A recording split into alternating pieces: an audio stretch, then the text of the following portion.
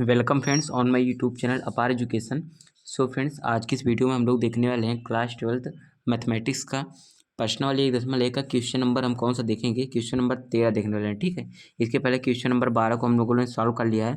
तो आज की इस वीडियो में क्वेश्चन नंबर 13 को हम लोग देखने वाले हैं। तो यहाँ पर अपना क्वेश्चन नंबर 13 क्या है कि सिद्ध कीजिए कि समस्त बहुभुजों के समुच्चय ए में आर हमारा संबंध है आर, जिसमें P1 व P2 हैं।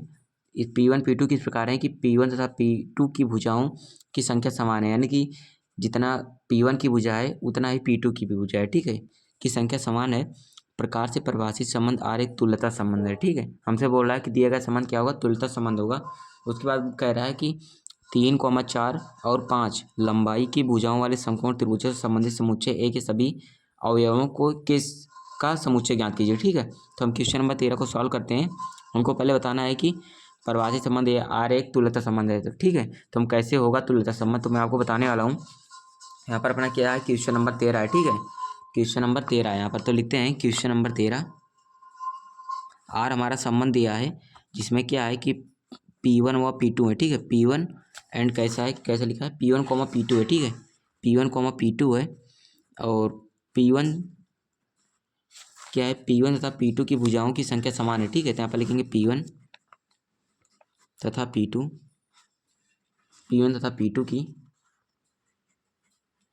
P1 तथा P2 की भुजाओं की संख्या समान है। ठीक है, भुजाओं की संख्या समान है।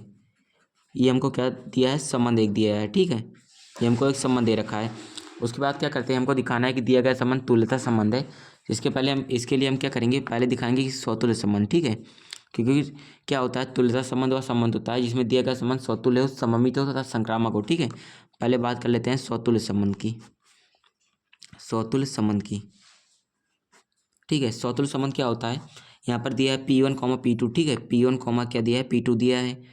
ठीक है, अब बोल रहा है कि P1 तथा P2 में भुजाओं की संख्या समान है। P1 तथा P2 में भुजाओं की संख्या समान है। ठीक है, P1 तथा P2 में भुजाओं की संख्या समान है। P1 तथा P2 में भुजाओं की संख्या, मैं एक बार यहाँ पर लिख दे रहा हूँ, उसके बाद आपको खुद से लिख लेना है। ठीक है, मैं आपको बताऊंगा कहाँ कहाँ लिखना है। P1 तथा P2 में भुजाओं की संख्या समान है। ठीक है, तो अगर भुजाओं की संख्या समान है तो आप लोग देखिएगा P1 बराबर क्या होगा, P2 के होगा। ठीक है, क्योंकि जितना P1 में भुजा है उतना ही P2 में भी भुजा है। ठीक है, तो P1 बराबर P2 है, यानी कि जहाँ पर P2 है वहाँ पर हम P1 लिख सकते हैं। ठीक है, तो यहाँ पर क्या हो जाएगा अपना P1, P1 हो जाएगा। ठीक है, P1, P1 यानी कि खुद का संबंध खुद से होगा। इसका मतलब क्या है, दिया गया संबंध क्या है, स्वतुल्य संबंध है। ठीक है, तो हमारा स्वतुल्य संबंध हो गया। इसके बाद हम बात करते हैं सममित संबंध की। ठीक है, यहाँ पर हम किसकी बात कर लेते हैं, सममित संबंध की। सममित यानी कि सिमेट्रिक रिलेशन, सममित संबंध की बात करेंगे। सममित संबंध क्या है, यहाँ पर दिया है P1, P2। ठीक है, P1 तथा P2 दिया है जो कि यहाँ पर है संबंध आर में बिलोंग कर रहा है, और P1 तथा P2 में भुजाओं की संख्या बराबर है। यहाँ पर आप लिखेंगे P1 तथा P2 में, यहाँ पर दिखा देता हूँ, थोड़ा लिख देता हूँ, P1 तथा P2 में भुजा बराबर है। ठीक है, भुजा बराबर है। ठीक है, P1 तथा P2 में भुजा बराबर है। इसका मतलब क्या हुआ कि P1 बराबर कितना हुआ, P2 के हुआ। ठीक है, जब P1 P2 के बराबर है तो P2 भी P1 के बराबर होगा। इसका मतलब क्या है, हम P2 बराबर P1 लिख सकते हैं। ठीक है, P2 बराबर P1 लिख सकते हैं। इसका मतलब क्या हुआ, P2 में भुजाओं की संख्या बराबर P1 में भुजाओं की संख्या।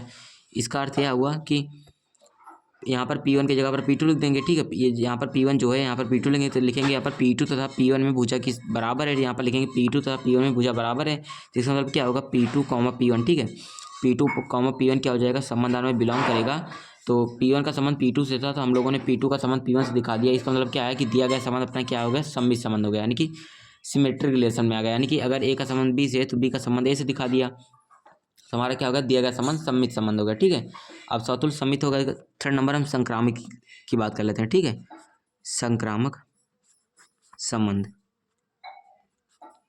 देखिएगा संक्रामक संबंध क्या होगा, तो यहाँ पर संक्रामक अगर P1 देखिएगा, P1, P2 है। ठीक है, यहाँ पर जो कि संबंध आर में बिलोंग कर रहा है, तो इसमें क्या है कि P1 बराबर P2, यानी कि जितना P1 में भुजा है उतना ही P2 में भुजा है। ठीक है, इसका मतलब इसका सेंस ये हुआ। ठीक है, अब देखिए, अब हम P2 कॉमा P3 कर लेते हैं, ठीक है। P2 कॉमा P3 कर लेते हैं, यानी कि जितना P2 में भुजा है हम लोगों ने मान लिया कि P3 में भी उतनी भुजा है। तो यहाँ पर क्या हो जाएगा, P2 बराबर P3 की हो जाएगा, ठीक है। P2 बराबर P3 क्या हो गया, इसको हम इक्वेशन फर्स्ट मान लेते हैं, इसको हम इक्वेशन सेकंड मान लेते हैं। जब समीकरण एक समीकरण दो से तुलना करेंगे तो P2 से P2 हमारा क्या हो जाएगा, कैंसिल आउट हो जाएगा, ठीक है। तो हमारा बचेगा P1 और P3 बचेगा, ठीक है। तो यहाँ पर बचेगा केवल P1 बराबर P3 बचेगा, ठीक है। ये हमारा क्वेश्चन करने का प्रॉपर लैंग्वेज होता है, ठीक है। जब P2 से P2 कैंसिल हो गया तो हमारा P1 बराबर P3 बचा। तो यहाँ पर क्या हो जाएगा, तो जब P2 P3 था तो ठीक है, P2 कॉमा P3 था तो यहाँ पर P2 बराबर P3 था। जब यहाँ पर P1 बराबर P3 है तो यहाँ पर हो जाएगा P1 कॉमा P3 हो जाएगा, ठीक है। P1 कॉमा P3 क्या हो जाएगा, समाधान में बिलोंग करेगा, ये भी क्या हो जाएगा, समाधान में बिलोंग करेगा, ठीक है। तो हमको क्या दिया गया था, P1 P2 दिया गया था, तो हम लोगों ने P2 से P3 में संबंध बनाया। हमको P1 से P3 में संबंध दिखाना था, तो हम लोगों ने यहाँ पर P1 से P3 में संबंध दिखा देगा, ठीक है। तो हमारा क्या होगा, दिया गया संबंध क्या होगा, संक्रामक संबंध भी होगा, ठीक है। यानी कि A का संबंध B से था और B का संबंध C से था, ठीक है। तो हमको A से C में संबंध दिखाना था, तो हम लोगों ने P1 का संबंध P3 से दिखा दिया, यानी कि P1 कॉमा P3 क्या होगा, संबंध में बिलोंग कर गया। इसका मतलब क्या है कि दिया गया संबंध सौतुल्य है, ठीक है। यहाँ पर देखिएगा सौतुल्य है, सममित है तथा संक्रामक है, ठीक है। यहाँ पर क्या है, संक्रामक है। तो इसका मतलब क्या है, दिया गया संबंध क्या है, तुल्यता संबंध है, ठीक है। तो ये आपको इस क्वेश्चन में बताना था। तो फ्रेंड्स आशा करता हूँ कि क्वेश्चन जो है आपको क्वेश्चन नंबर क्या है 13, ठीक है, आपको समझ में आ गया होगा। अगर इसके पहले क्वेश्चन नंबर 12 को आप लोगों ने नहीं देखा है तो मैं लिंक डाल दूंगा डिस्क्रिप्शन बॉक्स में, ठीक है। तो वहाँ से जाकर आप लोग जरूर देखिए। तो इसी के साथ दोस्तों आपको मिलता हूँ नेक्स्ट वीडियो में। वीडियो पसंद आए तो वीडियो को लाइक कर दें, चैनल पर फर्स्ट टाइम है तो चैनल को सब्सक्राइब कर लें और ज़्यादा से ज़्यादा वीडियो को शेयर करें। मिलता हूँ नेक्स्ट वीडियो में, थैंक यू।